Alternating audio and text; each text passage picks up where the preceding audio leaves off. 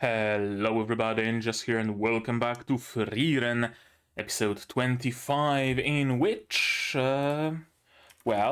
will probably fight the titular Frieren. And by we, I of course mean Fern, because she declared her willingness and preparedness to do that, to fight her mentor's clone. Probably using her classic saturation attacks that only she can perform. We'll see. I'm very much curious how that's gonna go. In the previous episode, we continued following all the different teams, and they are doing better or worse, depending, of course, who. Frieren's team, which is Frieren, Fern, and Zenze, is doing very well. They even found some treasure or magical junk or whatever you want to call it. They found a secret chamber with some ancient frescoes or whatever it was. I think it was a sculpture, like a flat sculpture, not a fresco, but ancient artifacts that archaeologists would probably love to see. So it's doing very well. They're being fairly careful. They haven't really fought many creatures. So yeah, they're doing probably the best of them all. Then we have the team of Land and Jubel, who are doing also fairly well. They're still trying to figure each other out, and I really enjoy this dynamic of Jubel trying to get a read on Land and getting a decently good read on him, meanwhile Land being completely withdrawn, completely closed, and I just really like their dynamic. There's just something fun about watching Jubel trying to read this closed book that is Land. And then we have the team of Laufen, Denken, and Richter. Yeah, Richter. How are they doing? Yeah, they're also doing. They're waiting, right? They were the ones who found Frieren clone, and now they're waiting. They're trying to figure out how to get past it. They already lost one team member. I think no, Echre is with them as well. Someone else is with, or maybe not. Someone. Yeah, the Methode is with them, and the one random girl just left the party. Then we have a Wirbel with who? Wirbel with Echre and Scharf, who are doing well. They are doing well in the fight against their clones because they're not fighting against their direct clones. Wirbel figured out who's going to be the best to fight which clone, and it actually works. So they're doing well. Then we have the team of Dunst, Edel, and so many characters. Dunst, Edel, and someone. Gabel? No, that's not Gabel. Someone. Regardless, they're not doing so hot. Edel can mind control people. Problem is, the clones don't have minds to control. So she got hit by an attack. She's bleeding profusely. It was next to her heart, so a pretty bad wound. Thankfully, she had the bottle, shattered it, and the golem carried her out to safety. And her companions are, I don't know, doing something. They were fighting Zenze though, so yeah, it makes sense that they would have very little recourse against such a powerful enemy. Am I forgetting someone? Kan and Lavin? I don't think we've seen them in the previous episode. Maybe just briefly, I'm not sure, honestly. Yeah, there wasn't really much about them, so they're probably doing decent. Yeah, they were, I think, traversing the labyrinth, not really fighting anybody. So yeah, they are here, but not really running into anything of note. And I think that sums up all of the people that we've seen in the previous episode. And yeah, now that Frieren's team and Denken's team have converged, we're gonna have to find a way to go through Frieren's clone. And of course, Fern volunteered. She said that, yeah, I could probably defeat Frieren Sama, and I'm probably gonna be able to do that. And there was also that moment of Methode trying to get a read on Frieren, and Fern being very much possessive of her adoptive mother. That was cute. And yeah, now I can see the first frame of the episode is all of them except Zenze sitting in a circle and trying to figure out where to go from here. And that's probably where we're gonna start with. And I assume maybe some other parties will also arrive here. I would say Wirbel's team has a good chance. Maybe Jubel and Land. Someone's probably going to arrive here as well. Or maybe not. I don't know. I also have to wonder how many people will pass this test, because I'm still like fearful that it's going to be, oh, unprecedented moment in history. 11 participants passed the test that nobody ever passes. That's gonna be a little bit, stretching it, I would say. But hey, we still haven't seen how it ends, so maybe fighting Frieren Clone is not the final challenge at all. Who's to say? From this episode, I expect a continuation. As I said, we're probably gonna fight Frieren. We're gonna get some really nice Sakuga. And we might see how other parties are faring as well. Maybe. We'll see. I know. I'm not sure. We'll see all about it. And to do that, we'll need your subs, of course, to follow along with me. I'm gonna need my sound to hear what's going on in the show. And I'm gonna have to ask you for support. Support the channel if you want monetarily on Patreon or YouTube down below, or not share my content, spread the word. It costs you nothing and helps a lot. And with that, we can start watching episode 25 of Frieren in 3, 2, 1, go.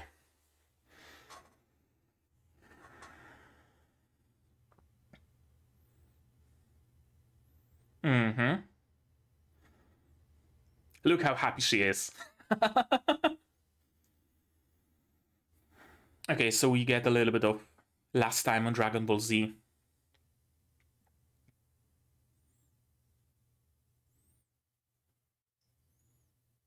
The clone, right?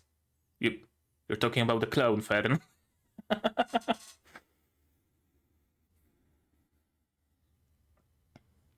Oh, memories of Frieren fighting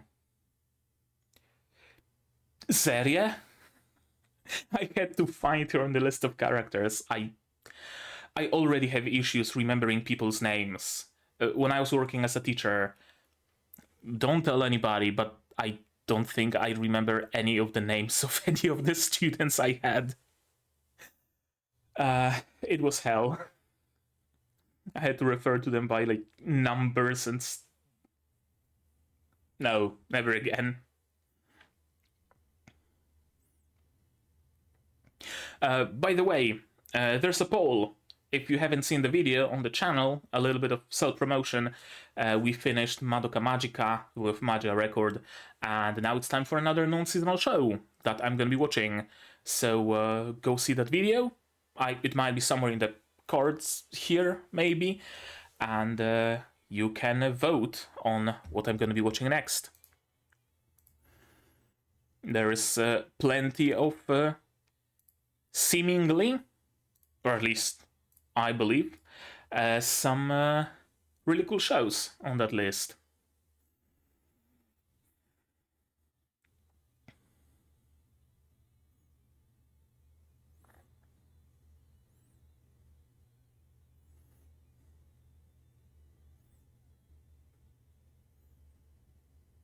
I really like this little guitar motif here. A fatal vulnerability. Grimoires or mimics? Either of those two. Whomst?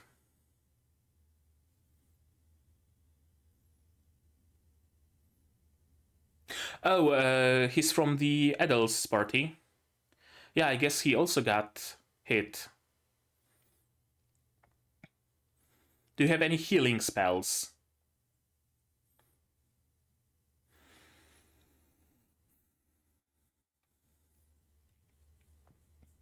Okay, so now we have a confirmation that the clones don't have a mind. And Bly is dead? Bly is dead.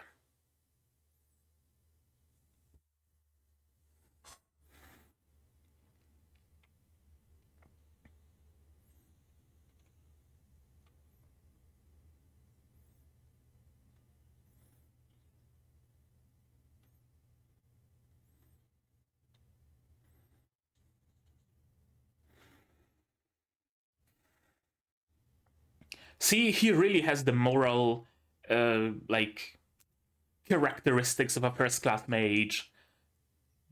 But he needed a couple more years, probably.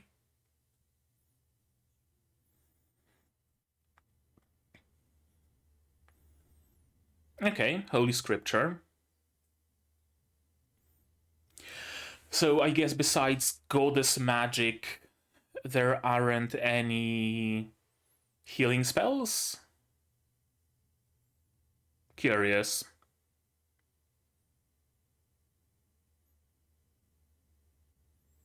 Mm-hmm.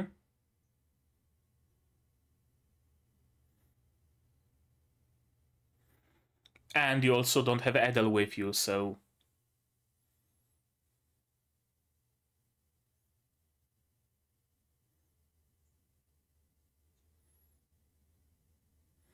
The Labyrinth?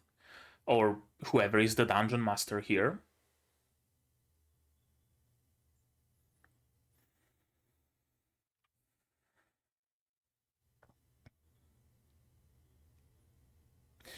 Right. It might not be that Frieren herself has weaknesses, but rather the replicas. Oh? And how do you know that?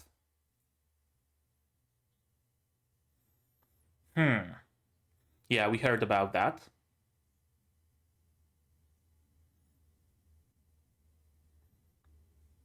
Right, there used to be attempts to scour this dungeon, weren't they?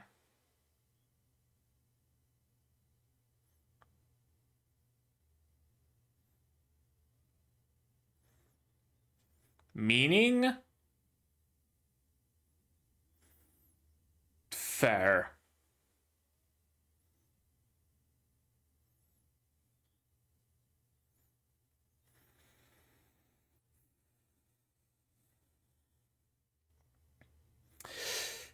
I'm not sure, honestly. He seems like a decent guy.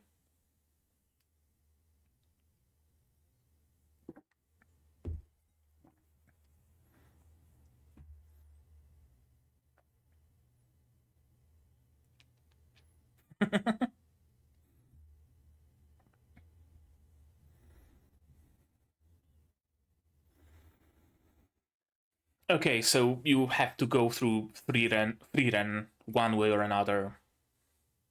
Or distract it long enough to get into that chamber and destroy the Spiegel. That could also work.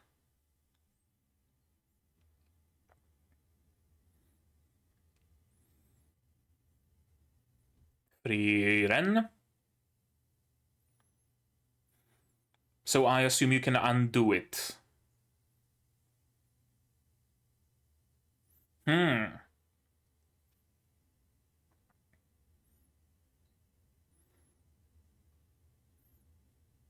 Okay, so you have to go through the copy anyway.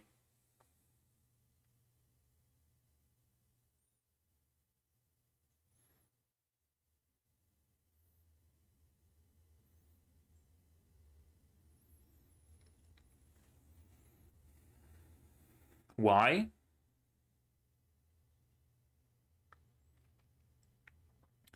Right, other replicas might swarm you.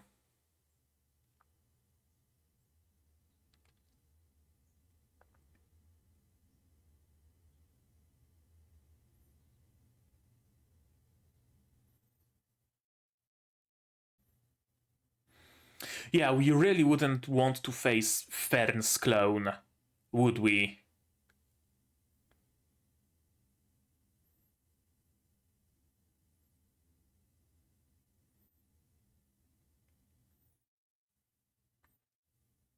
Yeah?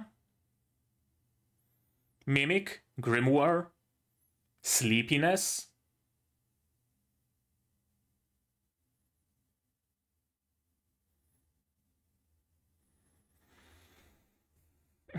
Which one? There's plenty.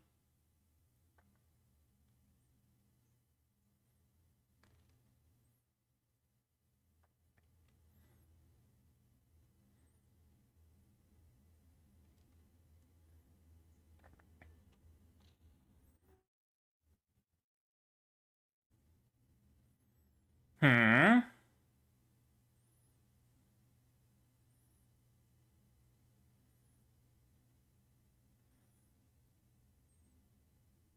Why?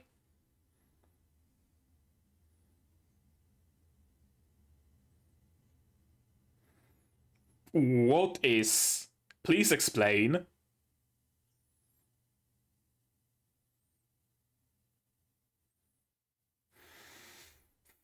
A delay in casting or something? Oh. Okay.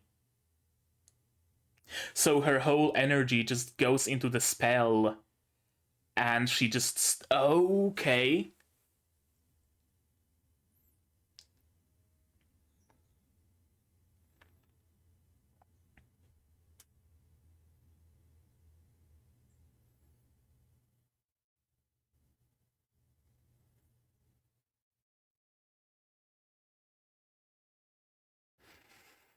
Fern will be useful here, because if she uses her saturation attack, then the clone would have to constantly. And they're at it again. Then the clone would constantly have to cast defensive spells, meaning she would stop detecting mana. As long as Fern can support her barrage, and we know that she can support her barrage for a long time.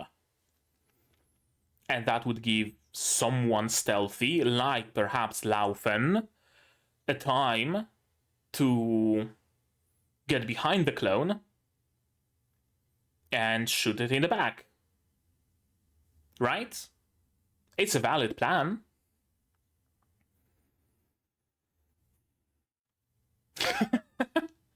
Of course. Certainly looks the part.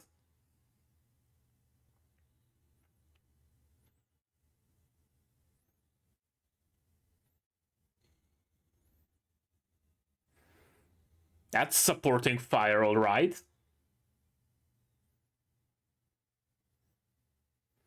Easy. 1, 2, 3.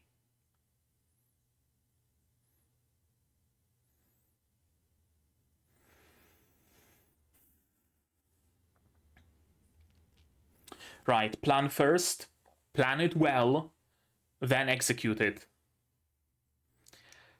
Kana and Lavigne are just made perfect for each other.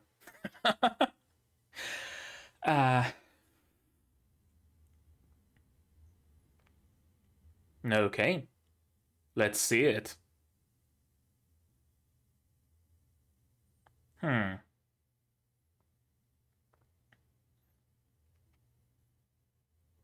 Fair.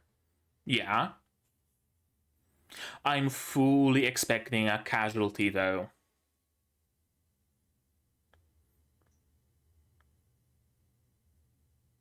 Oh, they're going in alone. Okay.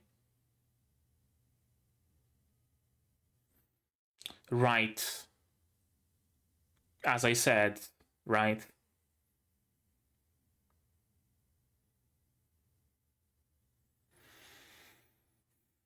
Yeah, so they don't get swarmed by them in the Frieren chamber. Mm-hmm.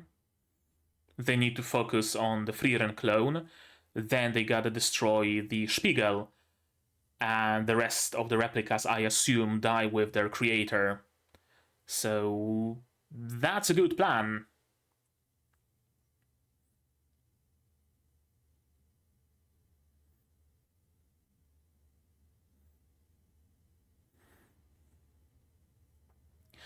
Unless, of course, Fern clone arrives, then I don't think there is defensive magic that they have that would stop her saturation attacks. Yeah? You probably don't want to pit each other directly 1v1, as was shown on Virbel Team's example.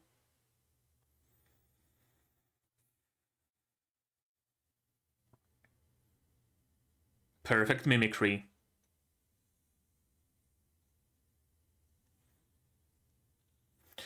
Okay. Let's start with a black hole, why don't we?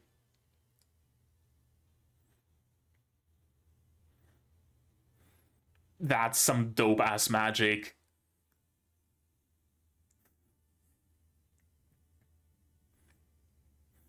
Perfect mimicry.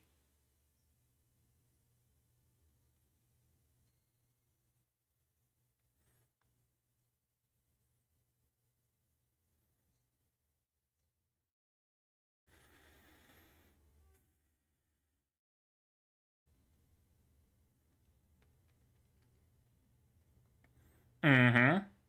So you have to trust her.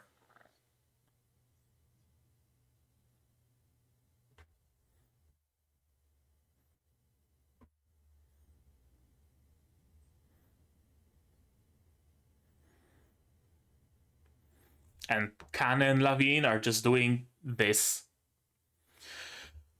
Why Zolfrak specifically? Okay, casting time.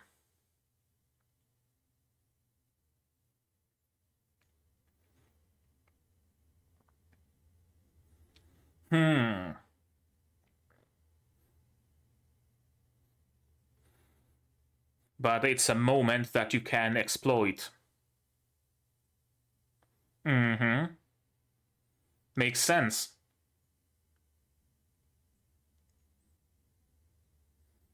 Right, she's been learning Zolfrak since the very first day. So she has the perfect control of it.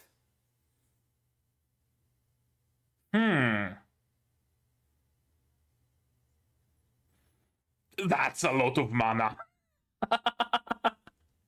That's a WMD tier Zolfrak.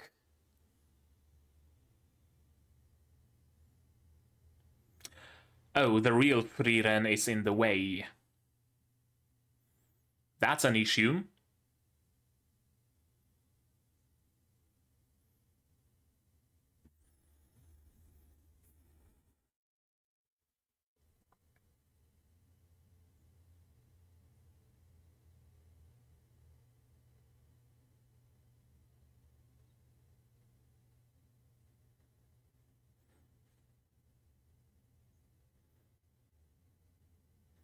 It's not the first human that died. How long has she lived, right?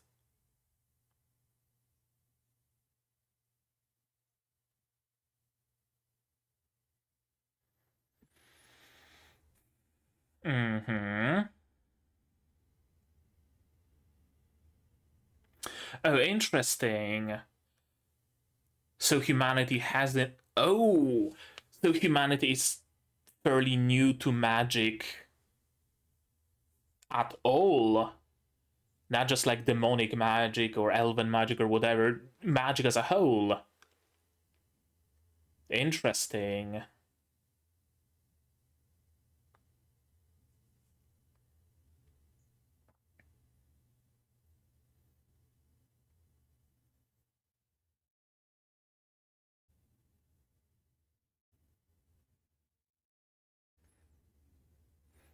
Of course, it's a big deal. Probably also by studying magic. Mm-hmm.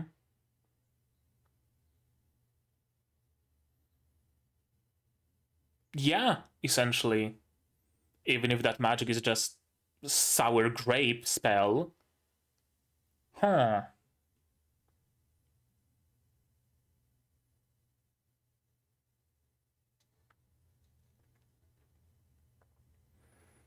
Do you want all the magic for yourself, or what's your deal?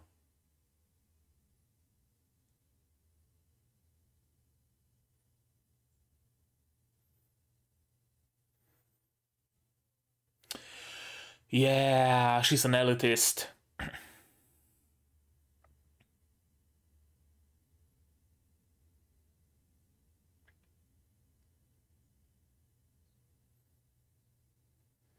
So who picked up the mantle?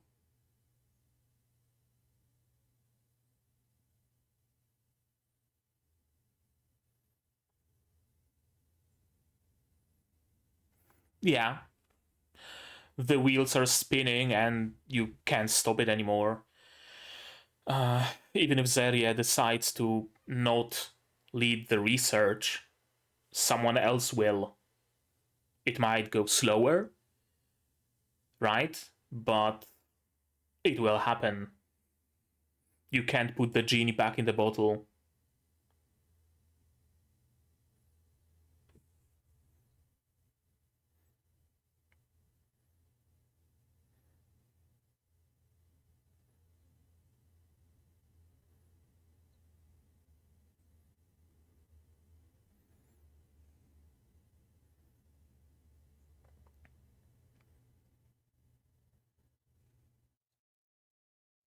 Flower spell?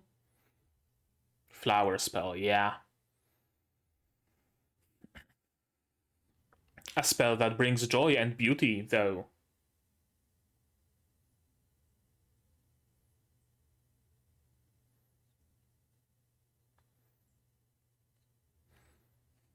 Okay, so Zeria is elitist and very utilitarian. If a spell doesn't bring, like, something tangible, it's useless. Complete opposite of Frieren.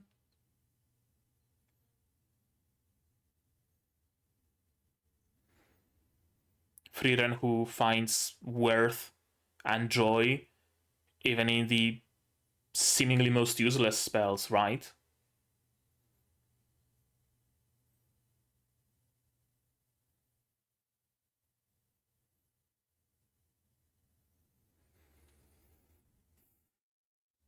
She probably knew that she has a limited time to fulfill her dream, yeah.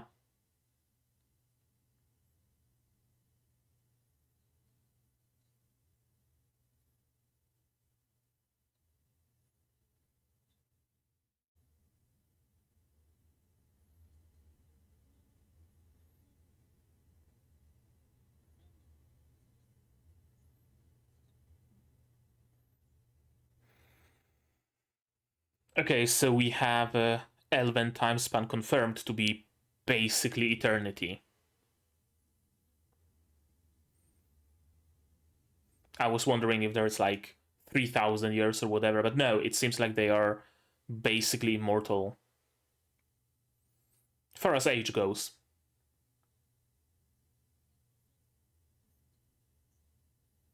Mm-hmm. Elves are slowly dying out. There aren't that many dwarves either.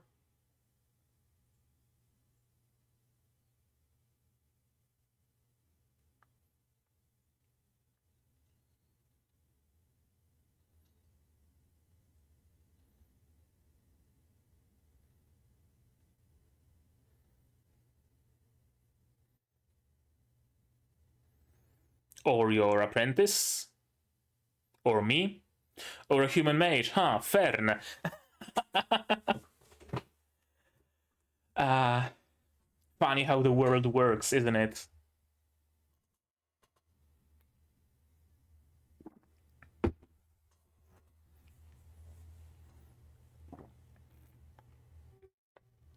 Yeah, don't you pride yourself in collecting spells? Think of how many new spells you would have to collect, right? A whole new region opening up in Pokemon. Zolthrak. Did it work?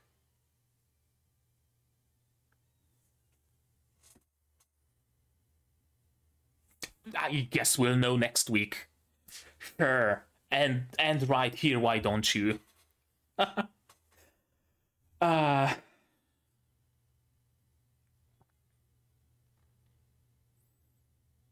gonna say it worked. I think it worked.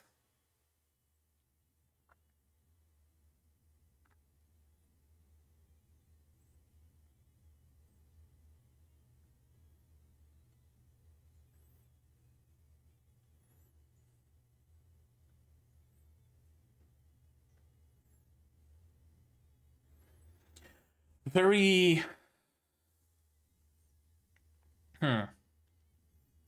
This episode kind of reminds me, in its structure, mostly, of the early episodes, where they felt very sparse, where we had like one thing and one flashback for a whole episode, right? The recent episodes were very very rich in content. We were jumping between different teams, between different viewpoints, right? There was a lot of it. It was dense. This episode really feels very sparse. Not like in a negative way, just an observation.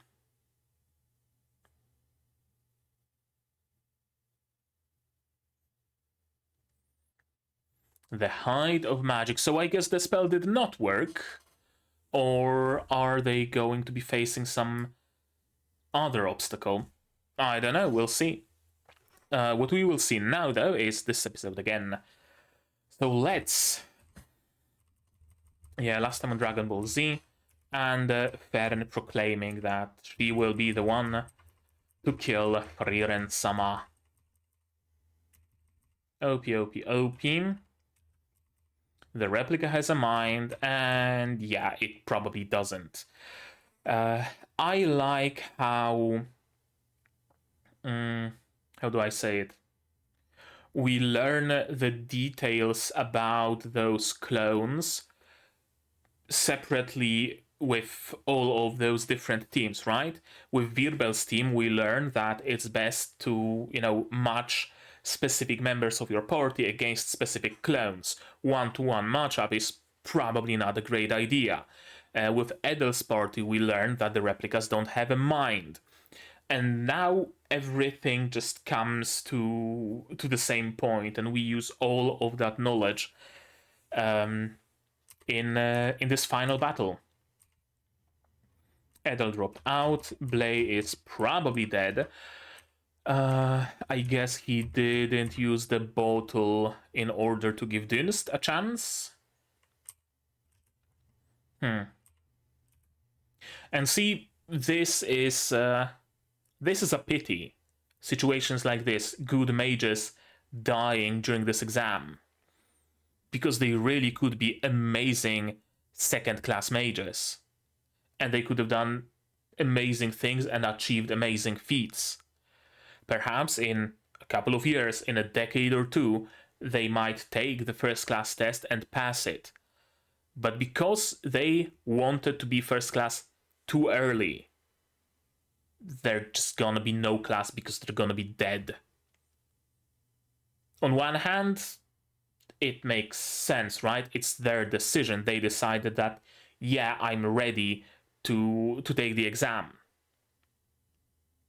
On the other, I question how much did they know about this exam. They probably know of mortality rates, so I guess they are not the best at figuring out the danger and the chances of survival, right? And I would assume those are also things that first class mage should have. So them being in the first class exam while being underpowered for the first class exam is a testament to them not being ready to be first class in itself. It is a huge pity, though, how many people died in those exams that could have been amazing second class or third class mages, and perhaps even first class in a few years, but they just threw that away.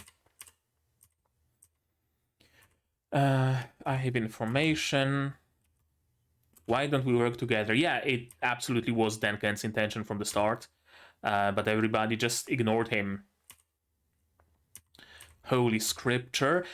Is it also a very cool image of him sitting there like a saint and having an, aura around his head? He looks like a saint here. It's cool. It's just a cool image. But as I said, it raises a question. Can only goddess magic heal? Do you not have like folk magic healing spells? Demon magic healing spells? Human magic healing spells? Right? There's so much magic in the world, and is it really only the goddess magic that can heal? I find it weird. And I find it interesting that there must be a reason of some sort to it. Because the magic system in this world is like fairly well defined. It skirts perfectly that border between soft magic system and hard magic system, where it provides enough explanation to make sense, and yet it's fluid enough to do whatever you need it to do, basically. So I wonder what explanation there is. Is it legit that no branch of magic has ever achieved healing except goddess magic? Are other types of magic just inherently wrong for healing? Right? Like they only create harm energy or creation energy, but not healing energy or whatever. Or is it something like the goddess is greedy and she wants all the healing to herself, and so she removed healing from other types of magic, or some other lore behind it? I really wonder why that is. Because it's not the first time that we see mages just not being able to heal themselves, or each other, or other people. And you'd think that someone like Frieren would have at least a dozen different healing spells. Maybe it depends on the magnitude. Like, folk magic can have a spell that heals an ingrown nail, or reduces toothache, or helps with diarrhea or whatever. But if it's about like open wounds or broken bones or failing organs or stuff like that, you need the help of the goddess? Maybe. We know that there's magical aptitude. Certain mages have aptitude towards certain types of magic. Could it be that types of magic themselves have certain aptitude towards certain things? Like human magic, whatever it might be, has great elemental aptitude, so you can do great elemental things with human magic, but healing, a little bit of this, a little bit of that, but nothing too huge. Meanwhile, goddess magic has great healing aptitude, but if you were trying to cast a fireball with a goddess magic, you might be able to light a cigarette, but not much more than that. I wonder. I really find the magic system in this world fascinating. And the replicas don't have minds, yeah. There's still too much that we don't know. What are those replicas, who created them? And thankfully Kane and Lavin are here, and they know about the Spiegel. Because Lavin's brother was in this dungeon already before.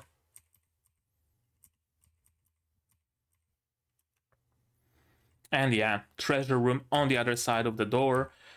Which immediately makes me believe that, okay, let's distract Frieren, let's be on the defensive.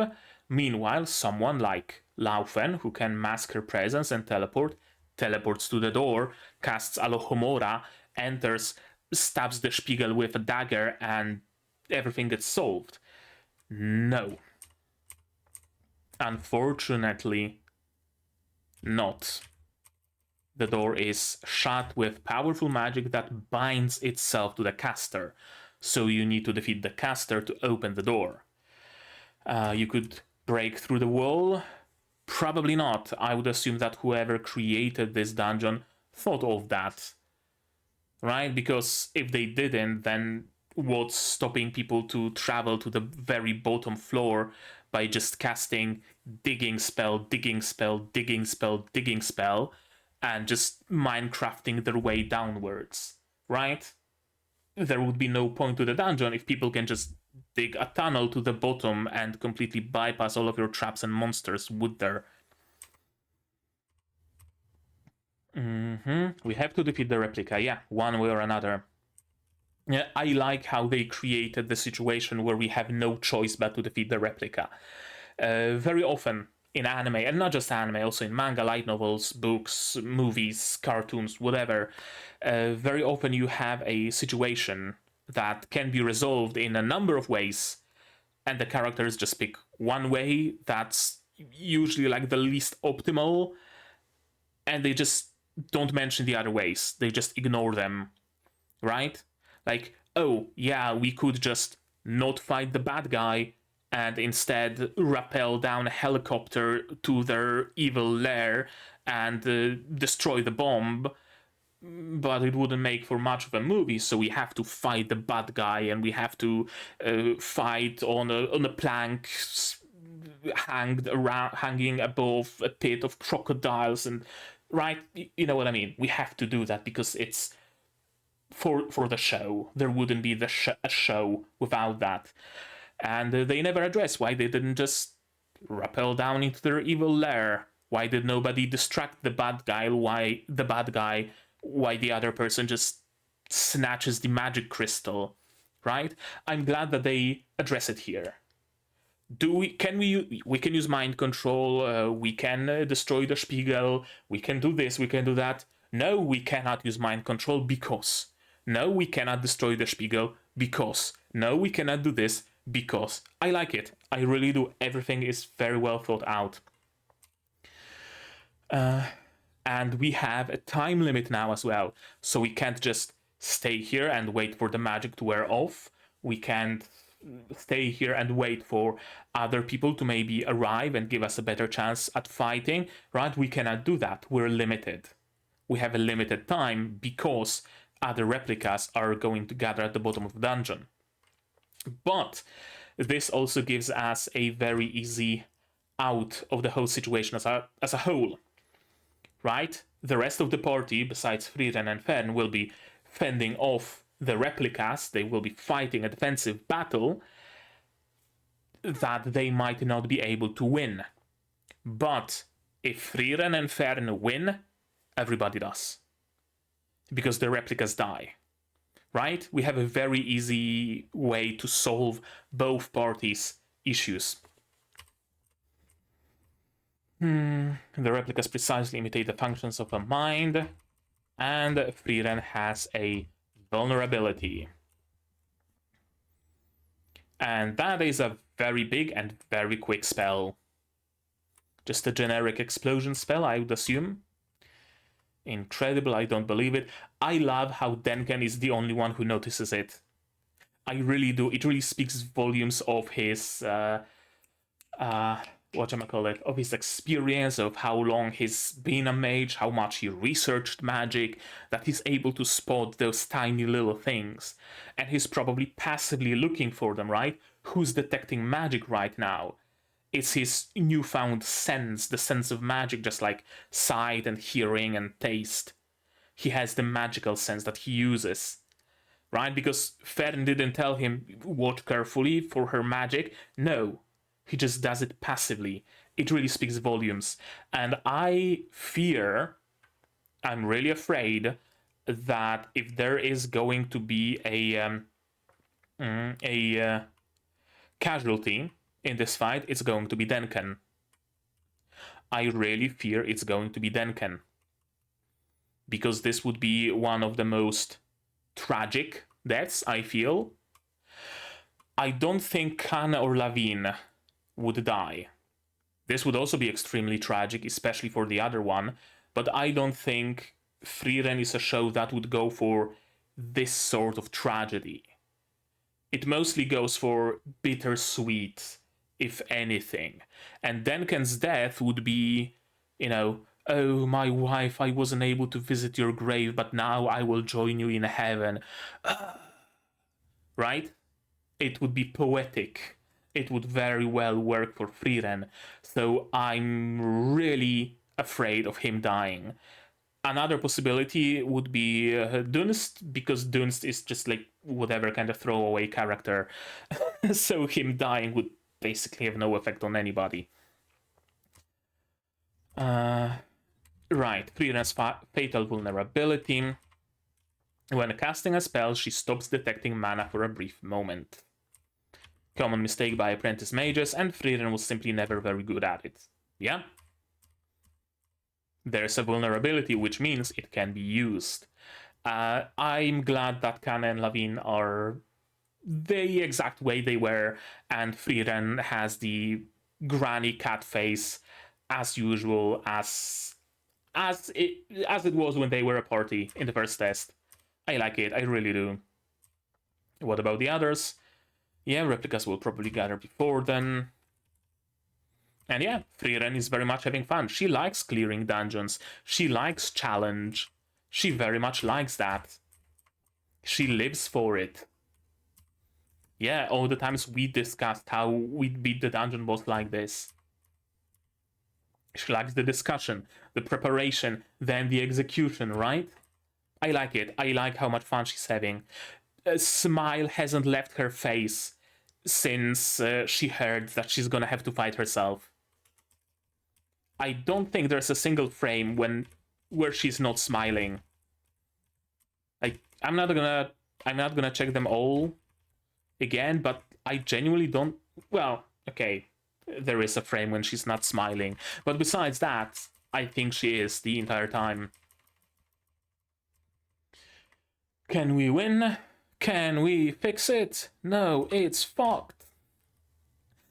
There isn't a dungeon that can be conquered. Probably, yeah. And yeah, Frieren did conquer a lot of dungeons, of course. The fewer of us are, the easier it will be to predict its movements. True. Either Frieren has aggro or Fern has aggro. And the clone will not be jumping between 7 different people. You never know who's she gonna attack, right? You know that if it's not attacking Frieren, it's attacking Fern. Very easy, very simple. And also they have to hold all the clones. Slowing down the replicas gathering at the bottom is more important. Yeah, and they are fast approaching. Kane and Lavine. This is Methode. And probably the rest as well. I like how important, I guess, Kane and Lavine have become. They are like side focus on many scenes. Here they are the ones to open the door, right? Why not die Richter and Laufen? Kane and Lavine, I don't know. I don't know what the significance of it is. Are they going to be the new apprentices for Frieren and Fern? Are they going to be traveling together? Maybe. Entirely within the realm of possibility. Oh fuck. One of them dies and the other wants to visit her in heaven, so they go with Frieren and Fern. Huh. Well, hopefully not. Let's discuss our weakest matchups. Yeah. Who would be a weak matchup here? I'm honestly not sure. There isn't any magic, there isn't any water in the area, so Richter would do well against Kane and Lavine both. Mostly against Kane, I guess, because Lavine still can summon her icicles out of thin air, I believe. Methode might be a foil for Denken. Denken is strong, so the best way to exclude him from the fight would be to mind control. Fuck, the clones don't have minds, and Methode isn't mind controlling. Edel has mind control. I don't know what Methode has. She has this like way of figuring out what your strengths are or something. I know.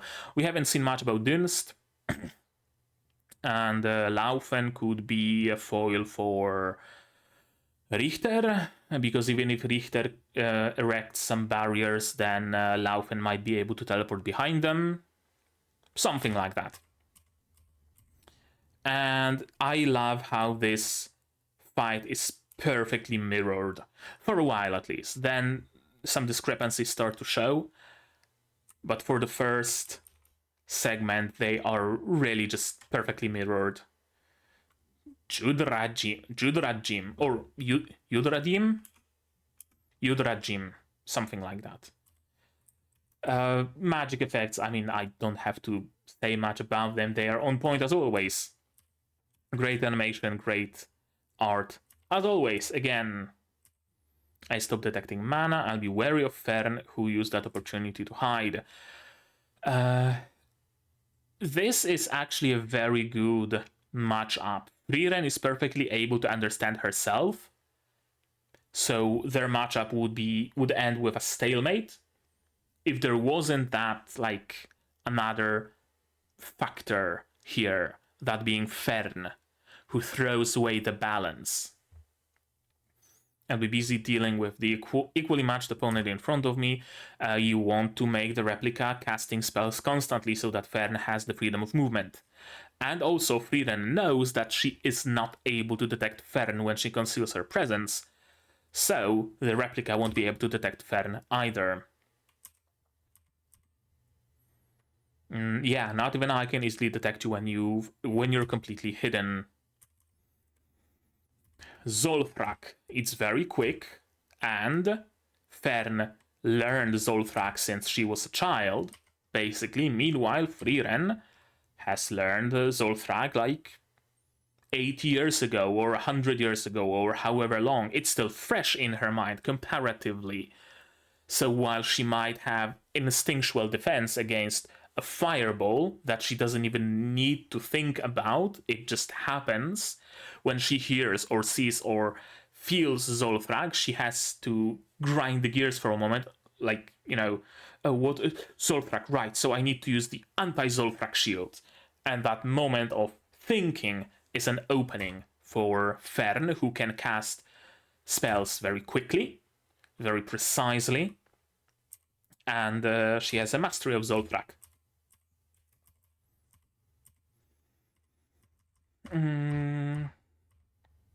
Flamme's will. The Emperor has authorized magical research nationwide. Very interesting. Very interesting that humanity did not have magic. Used to not have magic. They treated magic as something inherent to the demons, and they didn't use it themselves. Only Flamme has changed it. You would think that in a world of magic, magic would be commonplace since times immemorial. But no. Humanity demonized it, basically. I wonder, did humanity have magic from the very get-go, and then they just lost it because someone forbade it? Or did magic came from the demons? That's also a very good question, because I would assume that if societies had magic inherently, there wouldn't really be any way to forbid it, right? Unless, like, widespread propagandist effort and a world with no printing press would not have such big propaganda powers. So I wonder why humanity hasn't started using magic earlier. Or was it that magic was limited to just folk magic? And everybody was essentially using, like, oh, you have boils, well, let me cast anti-boil spell, and that was the extent of it, but nobody actually researched magic as a science, as a, what happens if we connect water spell with electricity spell and we create hydrogen and oxygen in the perfect proportion to create a fucking hydrogen bomb, right? I don't know.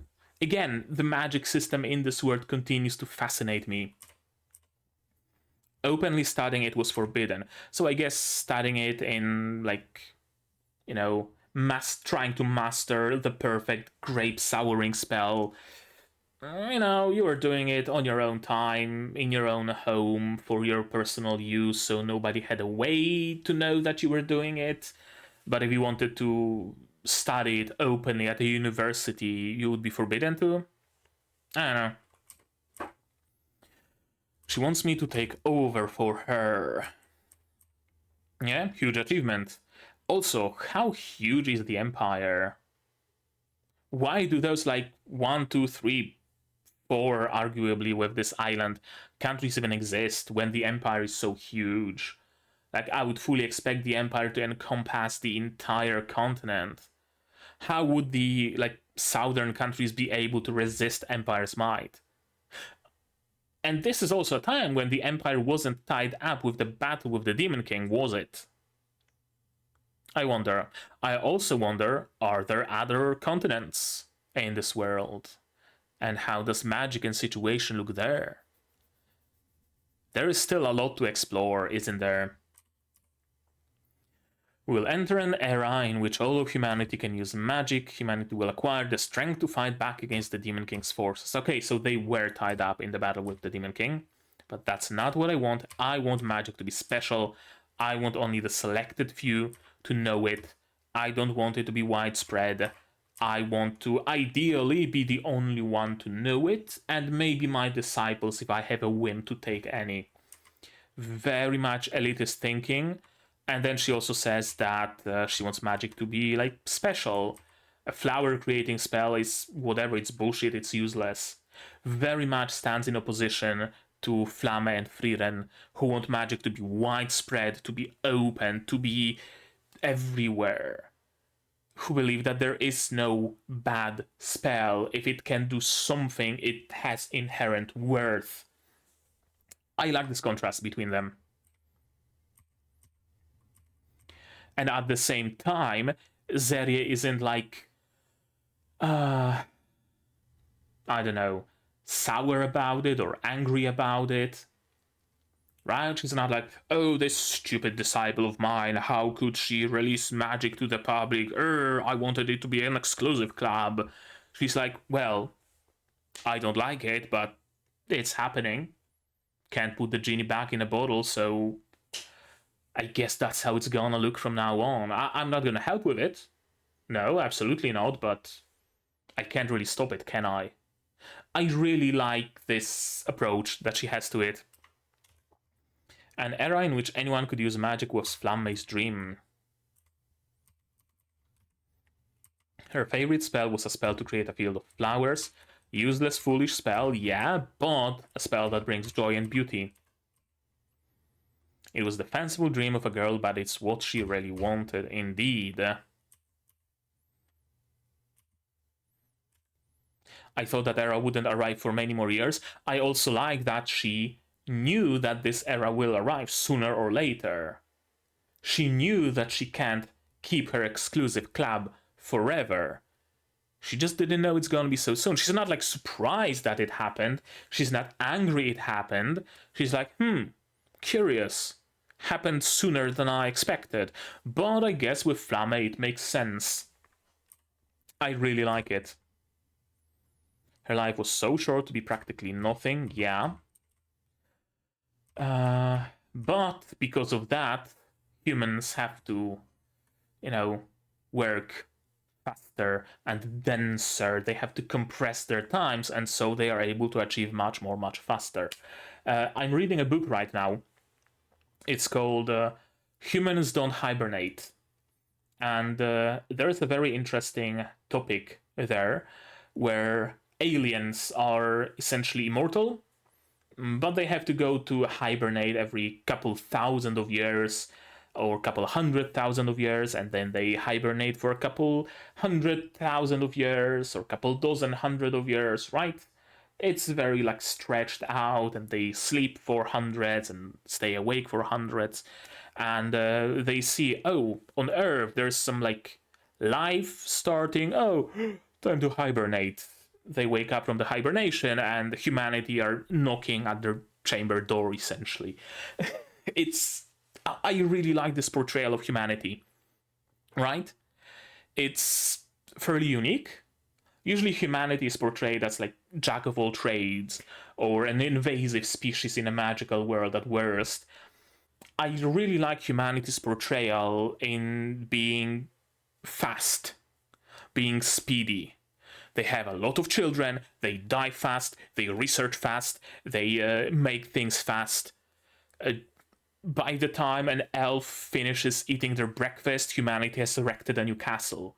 Essentially, right? I really like this portrayal of humanity. As our time's closer to an eternity, and we have a more or less confirmation on elves' lifespan. I was under the impression that a couple thousand of years, like 10,000 years, maybe something like that, but we know that it's much more, because even ignoring them for a millennium poses no obstacle. 1,000 years is like whatever.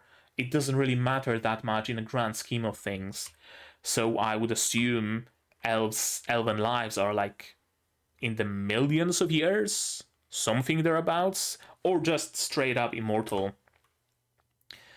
Many years have passed since humanity created. From now on, their progress will begin to accelerate. Yeah, you have a very basic hamlet, and soon enough, it's a whole ass castle and a city.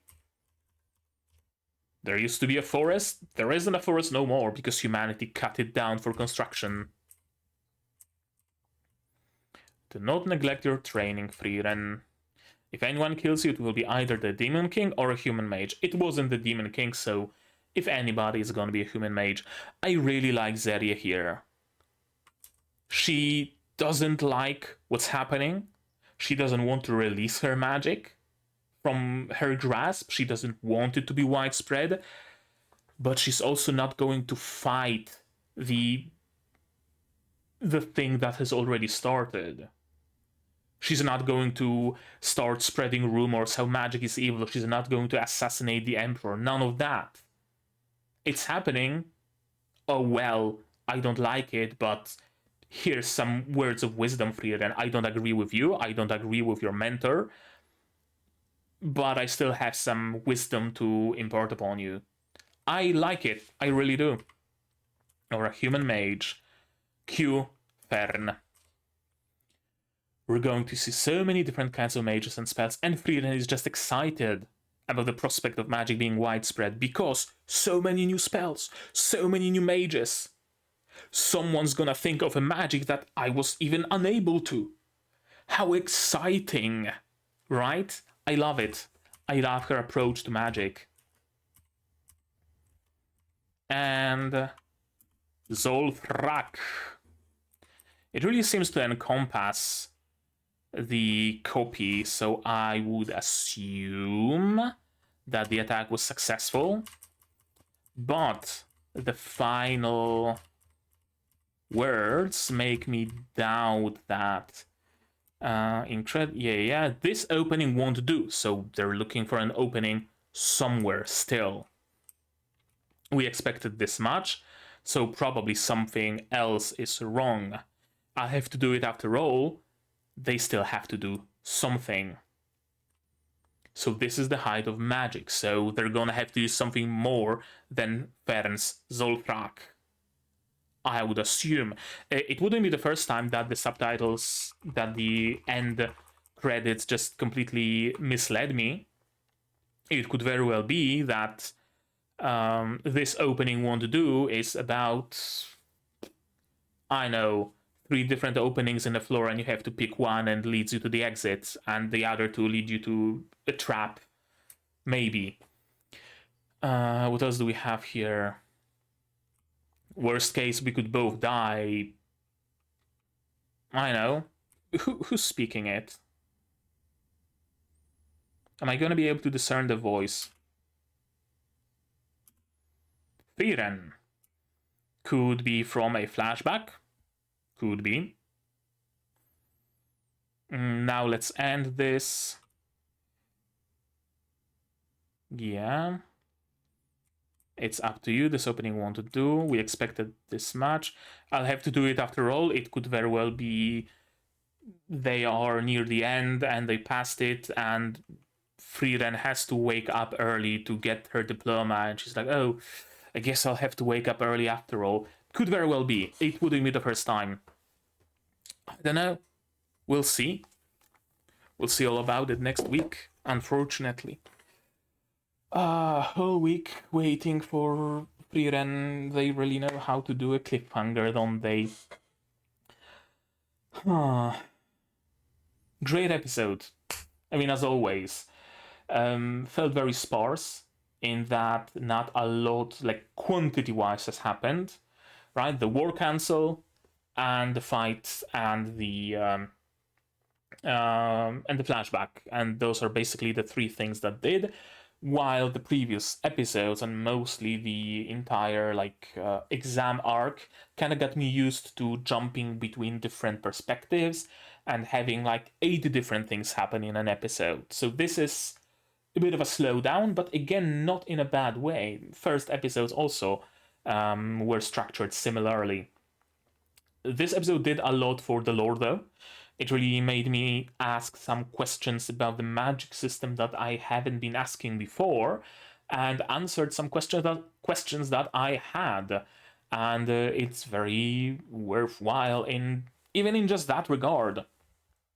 I suspect the next episode will be about the rest of them holding the fort. I fully expect to see some fighting there. And I would yeah, actually, we could do like we could go about it two different ways. We could have Frieren and Fern continue the fight and cut in to the rest of the team fending off the other clones, because we hear some voices of like Kana and Lavin in this ending. Or we could just show what was happening during the time Frieren and Fern were fighting, and that would be the rest of the team fighting off the clones. I wonder if the battle on Frieren and Fern's part will continue. On one hand, it kind of felt too quick and too easy to destroy that clone. On the other, it could be like perfectly apt. Zeria and Frieren very much made a point of saying, yeah, if someone's gonna kill you, it's gonna be Fern. And maybe actually just that single Zolfrak from Fern was enough to destroy this clone. Could very well be. This ending does make me doubtful though, so I wonder. I'm gonna have to spend the week just not knowing what's gonna happen, and it's gonna be hell. Thankfully the week will pass soon enough, I would think. Anything else to say about the topic? I really like the portrayal of Zeria. As I already said, there honestly isn't a character that I would dislike. Usually every series that I watch, or most of them, have at least one character that I would dislike. Either because they are supposed to be unlikable, or because I have a personal dislike towards them, or because they are written badly, or some reason. There usually is. Not with Frieren. There honestly hasn't been a character that I would not like. And I would want them all to win. I would want them all to pass. I would want them all to survive. But I kind of find that unlikely. I expect at least one casualty. And I'm really wondering who's gonna pull the short straw. Again, I would assume we're gonna learn that in the next episode. We'll see in a week. But yeah, I guess that's gonna be it from me right now. But maybe you guys have something more to add, and if so, say so in the comments down below. What did you think of this episode, of my reaction, my theories, stuff like that? Like this video if you liked it, subscribe to be notified of future videos, not only Frieren, but also Shangri-La Frontier, Majo Toyaju, Metallic Rouge, and others coming in the future. Click the bell to be notified of when I go live, because I do sometimes. Support the channel if you want monetarily on Patreon, linked down below, where for $10 a month you get early access to non-seasonal shows, and we're gonna be getting a new one. For $5 you can vote for that new show, and for just $1 you get a role on the Discord and a place in the credits. You can also support me directly on YouTube via membership, super thanks, super chats, stuff like that. And if you don't want to spend any money whatsoever, you don't have to. Share my content, spread the word, it costs you absolutely nothing and helps the channel a lot. And now, with all of that out of the way, that's gonna be it from me for today. So as always, you guys do all the good stuff, and I'm gonna see you in the next one. Cheers! And here's my wonderful Patreons: QB, Without a Net, Grip Survivor, Zayren, Dr. Watt, Akamaster, Marshika, Ally, Fassel, and Hans Peter. And you can join them if you want without having to fight Frieren's clone.